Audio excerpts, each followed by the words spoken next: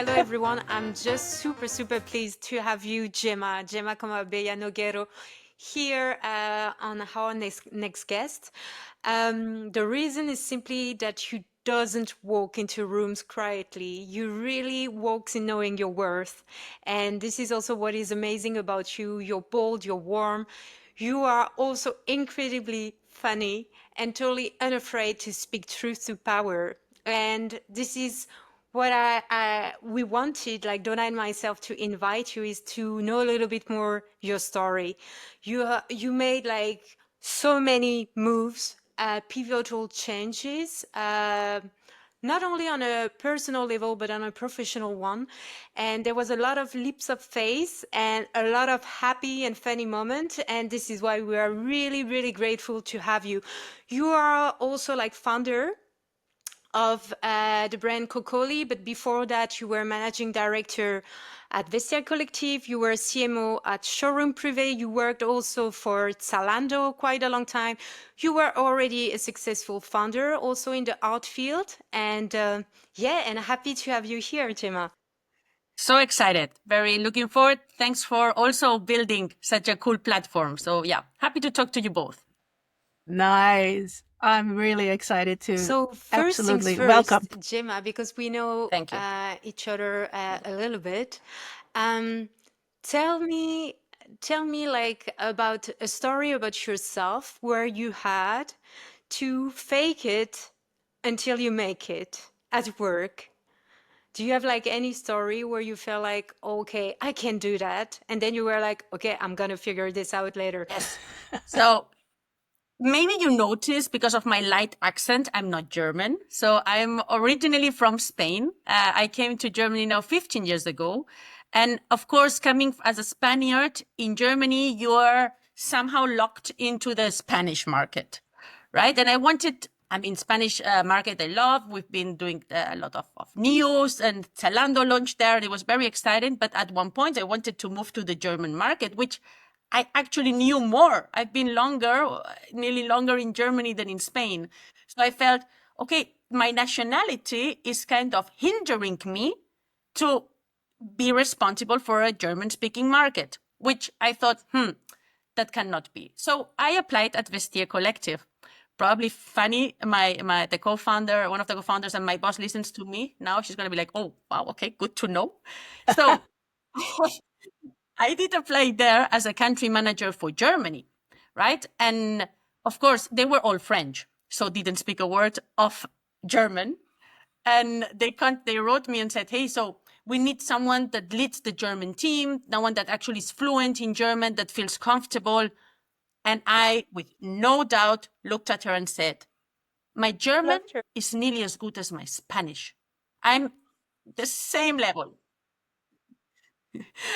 But no doubts. I mean, no doubt when I said it. And then I thought, I'll figure that out. So between Zalando and Vestiaire, I had approximately 1 month that I had left free, and I did a crazy 8 hours intensive German course. My gosh, it's crazy. Because I told her there was no problem to speak German as fluent. So, of course, and then I arrived to the team, and all the team would speak German to me.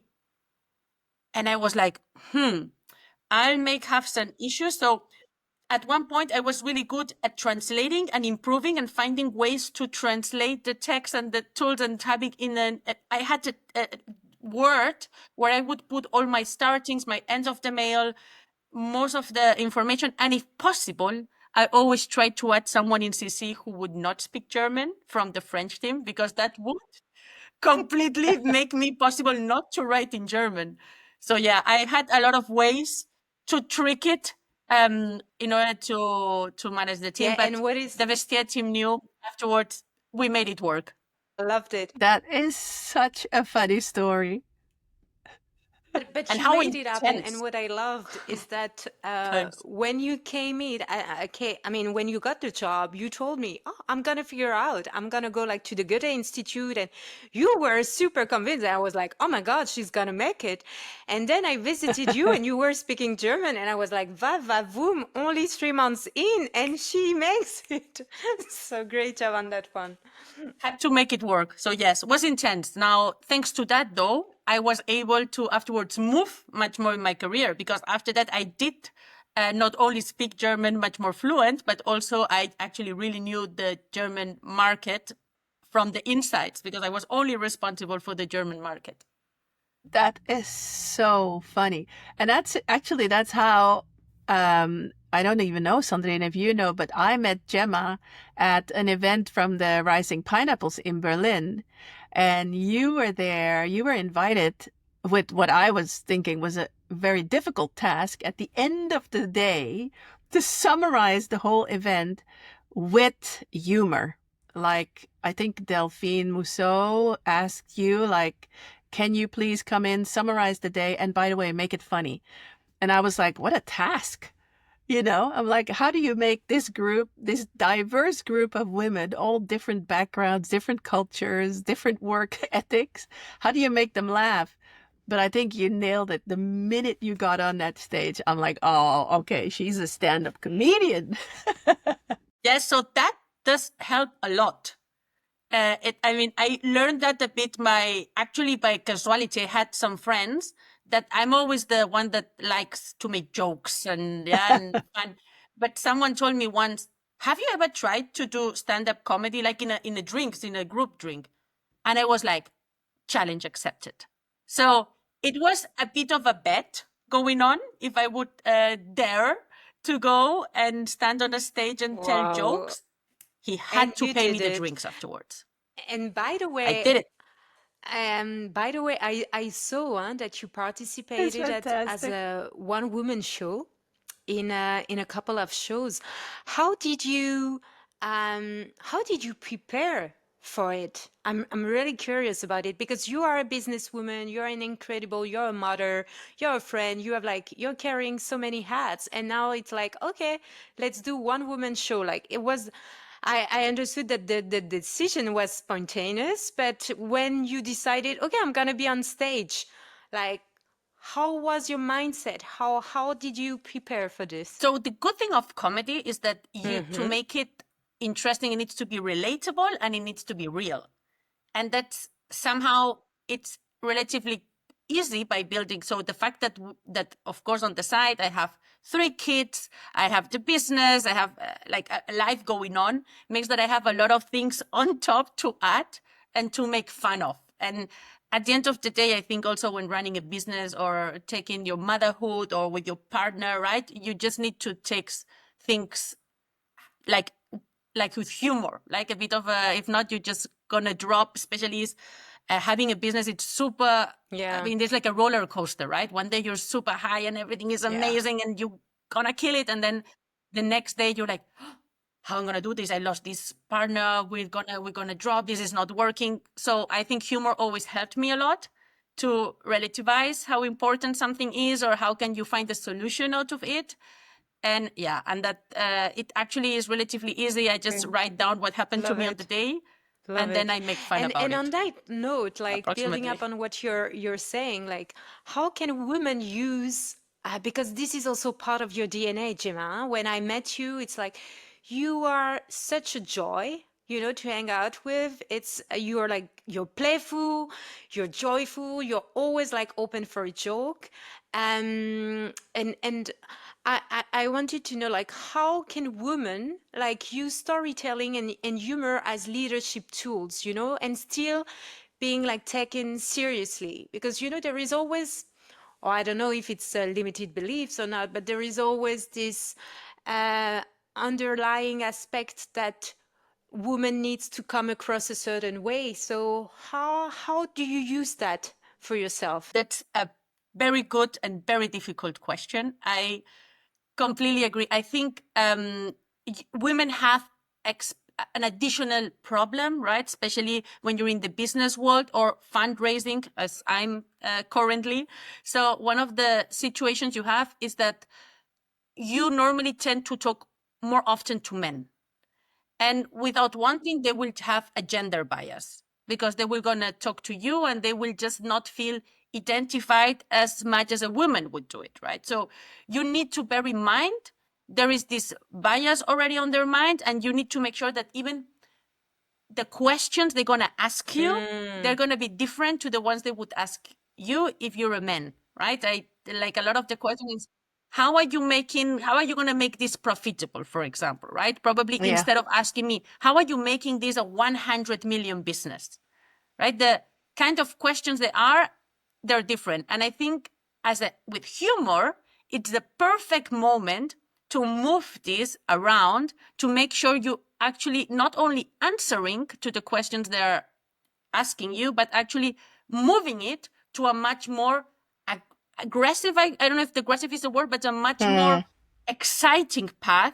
That's how men would sell it, right? So I think I try to use this humor. Of course, there has to be a match. Also, I think that's like everyone. There's people that are gonna like more my way of communication. People that would probably find it, I don't know, don't like it as much, or would prefer a much more serious and exactly on question. But I tend to try to answer the questions precisely they're asking, but on top, adding some humor to add the extra mile they're probably not adding it. And it worked until now. But I have to say it's something, I guess, I would say very tough for very junior entrepreneurs or very young people who need this, not validation, but you need this self-confidence, right? To say, I'm going to do it. And I had great female mentors in my life. Like, I would say I would not have been possible to do it without all of them. And I think that has helped me a lot to adapt. Yeah, I used to come as a very aggressive person. You know it from Sandrine, from the times at Zalando. When I talked, because I tend to talk very quick and very loud and very, challenging. And I had to learn it also, right? I had to learn how I can say the same things in a way people do not feel attacked, but also feel a way that they can answer and we can grow together. And I think helped me a lot of mentors from the past. When you talk about, adding humor, I think it's if you're not used to it, right? So there might be people listening and saying, well, okay, I think I'm funny in my circle, but I don't know if I'm funny somewhere else. I mean, right? We all have that when you're amongst friends. It's very easy to be yourself and just make jokes and everybody laughs. But how do you do that in a business environment? Because you have to first, I think, be very vulnerable. Like, okay, even if no one laughs, I'm like, how did I crack this joke? Where do you take it from there? Because I think it's also, and maybe you can tell whether that is true or not. I think it's one of those things that you have to practice. The more you do it, the easier it gets. But how do you make that first step? How do you do it? I guess with people you trust the most, right? So you always start not with the most complicated ones or the most complicated talks. You start with people that already trust you, or people that they will not judge you. So, for example, my co-founder is my best friend since always. And, she always tell me, I don't know how you go on stage and say these jokes, because actually she doesn't even find them funny. We have a very different humor. But I know that I can still be myself when I talk, or to the team, or, to the communication, because they will not judge me, because they know me also on a private level, right? So I think it helps first to start talking and doing the jokes, and then also understanding your limits. Because I feel in humor, especially in business humor, and when we met with the Rising Pineapples or with Delphine, for example, right? The question is, how much can you say that's still funny, but without reaching a level that someone feels uncomfortable with? Because I don't like the humor that it's making fun of someone else. And the line is very thin. Yes. Yeah. Yeah. And humor is also one of those cultural things, right? Because not every society has the same type of humor. How do you deal with that? Yeah. Because you're of a Spanish background, you live in Germany, and I remember one of those things you said, like you were asked to make people laugh, and you were like, make Germans laugh? You know, like playing a little bit on the culture. Like, how do you deal with that? So making fun of Germans is my secret. Like it's the thing I love most. Like in a nice way, but Germans have so many cliches. I mean, I cannot stop talking about all the things. They're so different to Spaniards. And also the fact that we compare makes it amazing, right? Because of course Yeah, yeah. they would make, right? If they talk True. about Spaniards, they only think about siesta and fiesta and, nothing serious. And when I talk about Germans, it's all the opposite. So of course, me as doing business in Germany as a Spaniard has a lot of cliches linked to it Yeah. that I love. And yeah, I think that always works culturally. But of course, there's cultures that I would maybe feel more uncomfortable, or I don't know as much, or that they could feel, as I said, no, they could feel that I'm attacking them, and there I would Yeah, not yeah. go. So you Yeah, need yeah, to yeah. know also that's the things in thinking humor. Where's your limit? There's also great comedians that do it without this limit. Yeah. And it works out, but then I think it's business and humor. It has to have, in my opinion, this somehow some barriers. Yeah, you have to know your audience, Exactly, I love know it your too. customer, know your audience. Very It's good. based exactly. on that. I Like, like would you it. say, if we think about like, I mean, humor is part of your DNA, Gemma, but would you say that like there are times where this served you and other times where it's been like a challenge for you to come across as the humoristic one, the playful one, the joyful one? Because you said yes, it's cultural also, but this is who you are too. So Yeah, I think by now it tends to serve me more than not help me. So by now I think it's people feel much more not relatable, but they find much easier, right? Sometimes to talk to me, it's easier to approach me. I'll probably try to find a solution, or if there's a mistake, I will always try to find the positive thing around, or make me make a joke so people don't feel worse. Because at the end of the of time, if course. people have done a mistake and they tell you, they're not feeling proud about it, right? So Mm. if you even push them more, right, and tell them, hey guys, bad done, this will, it will not bring any solution out of it. So I use a lot the humor to try to find solutions to complicated times. Tends to work. But as I said, right, at the beginning of my career at Zalando, for example, when I was there, well, it was the first time I used to work in Spain at L'Oreal, but then I came to Germany, and it was my first time I was working with other nationalities, with other people, with other humor. I was seen, especially if you would compare me with the Scandinavians, that they tend to be per se a bit more shy, or a bit more not as loud. I would come as completely aggressive, and then I would do a joke, and they would all look like me. What are you saying? Are you out of your mind? And then I tend to go and talk to them, right? So when I noticed the situation got weird, I would use the opportunity to, when the meeting was finished, to talk to the person one to one. He or she would get to know me a bit more, and then I think it got it tend to get better, or I hope, at least for me, it did. So I hope it was. But I think you need to know, as Donna was saying, I think your audience and with who you're talking, and how in your communication style, how much you can go forward, or how much you want to communicate, or be perceived Yes, as and I'm a hearing, special kind of like from what you're leader. saying, that You it say makes like you this. like accessible, inclusive, also diverse, and people like do not fear like to make mistake to come because you are so genuine to be who they are and to be also really authentic and true to themselves.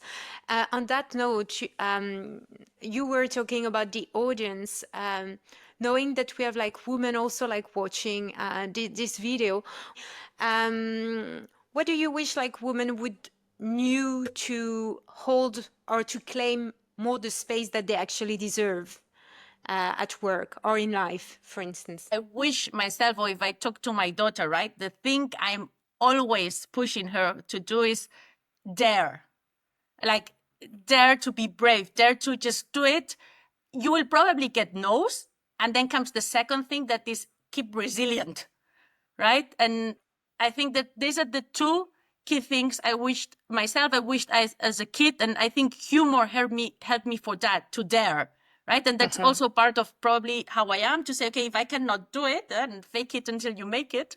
You keep going until it finds a way that and that you will make it work. Because even if it doesn't work the first time or the second time or the third time, just keep going. You will find a way to make it work. And I think this resilience is something that it's very key. Once, and the first part, women start to think big and stop thinking they just can build this small business on their home or on their, in their city or in their town, instead of thinking worldwide. And I think we need to start believing that we can build these same big things that have been built by men before. Yeah, absolutely. I'm totally with you on that one. Women have to just dare to do more. As a mentor, I also always tell, the women that I support, just do it. I mean, what's the worst that can happen? Exactly. The And worst if it that can doesn't happen. work, you'll Try find again. another way, or Exactly. you No go, regret. if it doesn't work, at least you also learned it would not work, right? If not, you always have Exactly. it in your mind. Yeah. And I think no one will remember you for the things you did wrong, right? People remember you for the good things you did and how, what you made things happen. So I think there's nothing negative for giving it a try always and doing your best, and keep doing it until it works out. Is that also how you started your business? Because you were in all these, like companies, and then now you have your own company. Is that how that started as well? Like, I'm just going to do it? So it came from a problem, right? I used to be managing director for the DACH region at made.com. And from here, we had such an amount. So we had, from all the returns we had, 50 to 60% of the items got damaged at that moment. So at the end of the day, we didn't really know what to do with it. So we did come from a professional problem we had, that I knew if I'm having it, there's probably a lot of other furniture business that are struggling with the same problem. And I started talking to them. And then we come to the idea that yes, there was a market, there was a need. And then, of course, the first thing I did is talk to my co-founders, and we both said, okay, we're going to do it. So they're also very daring people. And I thought that was the way to do it, not to step behind, but we're going to build this big marketplace for second stock, kind of secondhand, second stock furniture. And Donna also like ask it like nicely. So you took like this bold move, like with courage, not only without knowing that there was actually a demand for that. There was actually like that was something there that was just like waiting like to be unfolded. When you look back at your journey, so you founded the Cocoli company. Lately, we saw you at this Female Entrepreneur Award. Is there like any breakthrough moment you're like, wow, this is what we realized.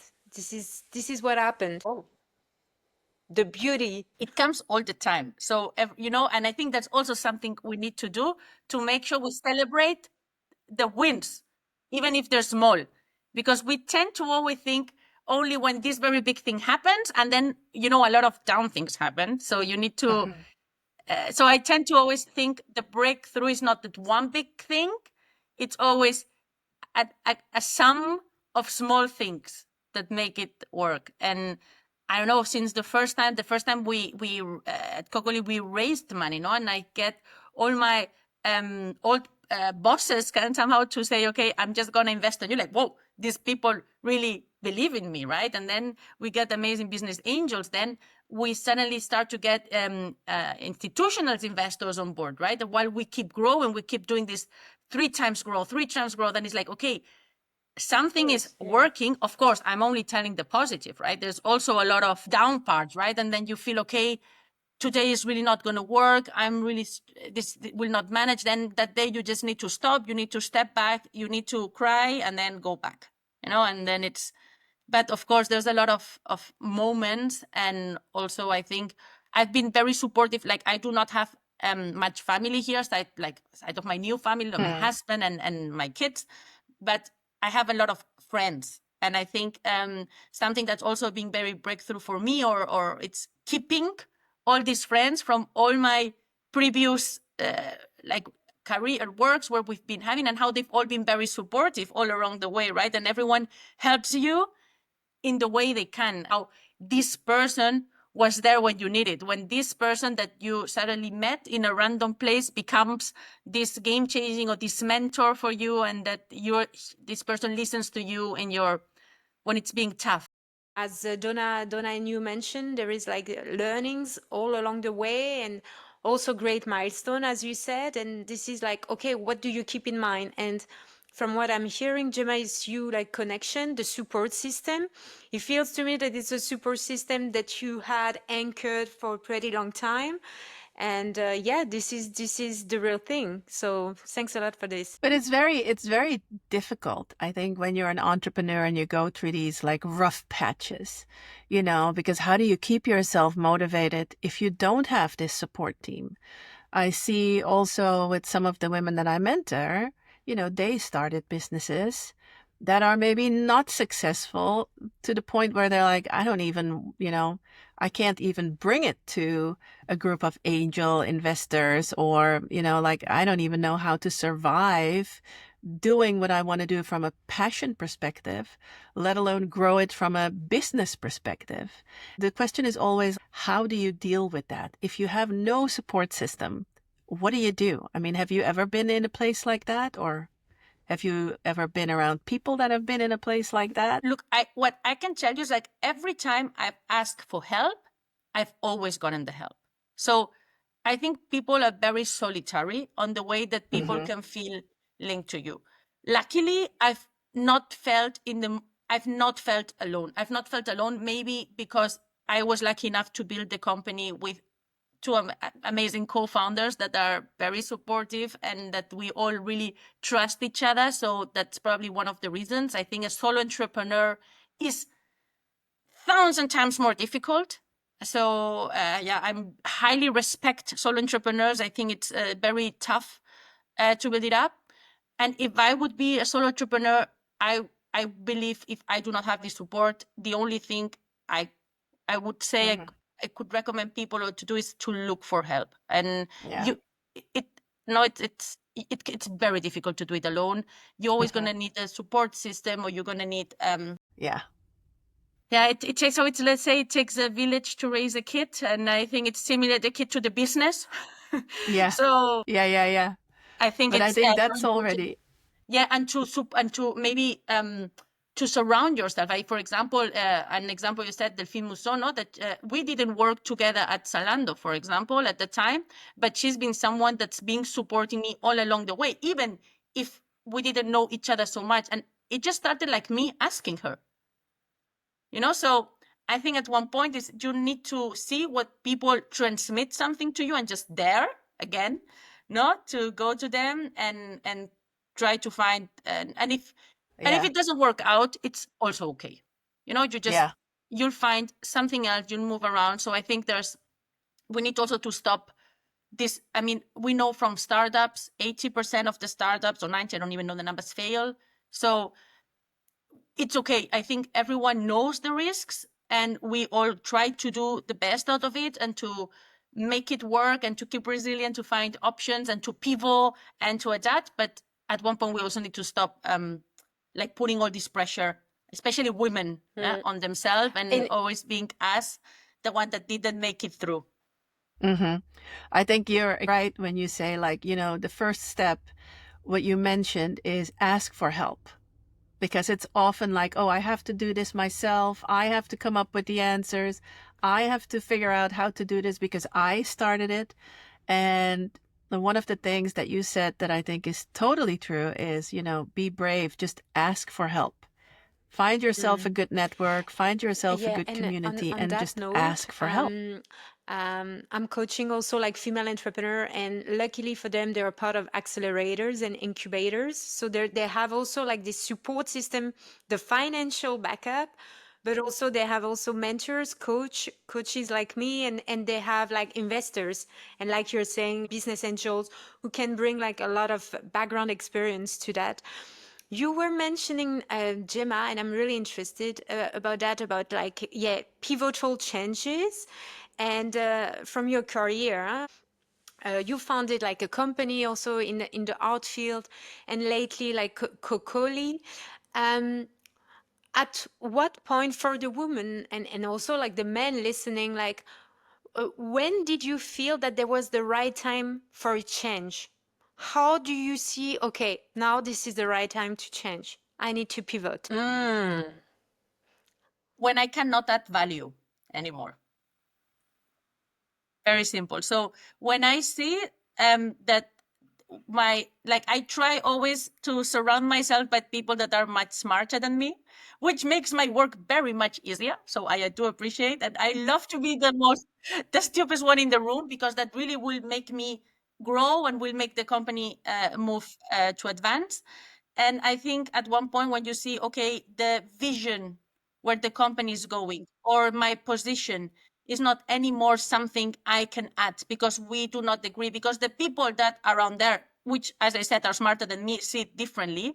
Probably that means I just cannot add any value anymore.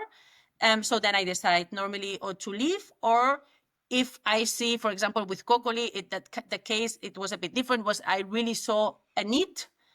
And I always wanted to, I mean, it was not only a business need, in my case it was very personally driven. So as I have 3 kids, I come from a very traditional family. I wanted to make sure that my daughters would see how females, this can entrepreneur, how can do something that's impactful, how can we build something as big as her dad. And also on the other side, I wanted to do something that was impactful for the world. So I had an intrinsic need, aside of a business one, that was very key for me in the case of the last change. Let's call it like this, yeah. But always, it's mostly when you cannot add. And I would guess it will be at one point also at Cocoli, right? And probably at one point, it's pretty common with startups that you grow the business to a point, and then I don't know, maybe I am, but maybe I'm not anymore the correct people to keep growing the business, right? For now, at least I think I can still add value, but Obviously, you never know and when I things see that you develop, have how like a things strong move. why, yeah? There is like a strong purpose behind everything that you're doing. It's yeah, this is really inspiring. Gemma, with everything that you do, a very busy household, very busy business, being a stand-up comedian, how do you guys do that? I mean, how do you and your husband manage all of this? So I think we try to go where the strongest fire is happening and try to bring some water to the location. So yeah, we, of course, like any modern family, I hope, tends to divide the kids and the household 50-50 with my husband. And then everyone has their own businesses, which we work. And the day-to-day, it's very different. So as I said, it would really depend. Some days to really focusing on new brands coming in. Other days I would focus much more on the HR part. Some days are about finance or investors, while others is legal. So really different. And yeah, and I think the stand-up comedy part, it's really something I do as a relaxation, right? Like some people are really Yeah. into sports, and everyone has their exit escape. And I think mine is comedy. So when I'm a bit like when I have before, I think also to slow down. When you have your day super hectic and you're like nonstop with 1,000 things, and like it's like, okay, now some people would meditate. I tell jokes. And that is how we go back to reality. Yeah, that's really nice. It's that way for you to relax and let go of everything and just make fun of everything around you. Exactly. I think that's amazing. I think we should all try to do that. Maybe that's a good thing that we can all start to practice, try to be a stand-up comedian in front of the mirror. Like make fun of our days. I don't know. I'm going to try that tonight. Yes, highly recommended. Yeah, I think we're slowly coming like to a close. And Gemma, I mean, we discussed like your incredible contagious energy, the fact that you didn't you dared. Actually, you didn't shy away like to stay silent, and you just spoke your truth. And you have like this fire in you that is just like spreading out, and this is also like what made you who you are. For the people who are probably like just, I would say maybe like refraining themselves to be who they are, or they are just like overwhelmed with self-doubt. What would be like the one tip that you would give to them? We discussed like faking it until you make it, being bold, being courageous. But even if like those things are real and those things work, maybe what would be like the other tip if it feels to them like a bit too distant? What would be maybe like a one tip that you would give to them to overcome this aspect of self-doubt? I would say surround yourself with people you can trust and people you feel comfortable to tell your doubts and people you can talk about your doubts that help you to grow out of it, right? Sometimes it's really just you against yourself. And maybe it helps if you have someone said that the coach, say that business partner, say that, I don't know, someone that can help you to step out of this stress or this uncomfort zone and be able to help you to see the big picture, to afterwards be able to deep dive again to the details. Oh, that helps. That is nice. I think that's the best advice you can give. Thank you so much. I know that you have a hectic afternoon, and we are so grateful that you made time for us to join us on our next guest. It's been a pleasure having you as our next guest. I look forward to following your journey and shopping on Cocoli. And I've already seen some items that I need in my house. Perfect. Thank you So very thank much. you. Thanks a lot, Gemma. Thanks a lot for everything. Also putting like a lot of items on my wish list, the same as Donna. And yeah, talk to you soon. Thank Well, you, thank you, Gemma. Gemma. Thanks also for building it and for making such a cool podcast. And thanks for inviting me. Thank you, Gemma. Thank you. Bye.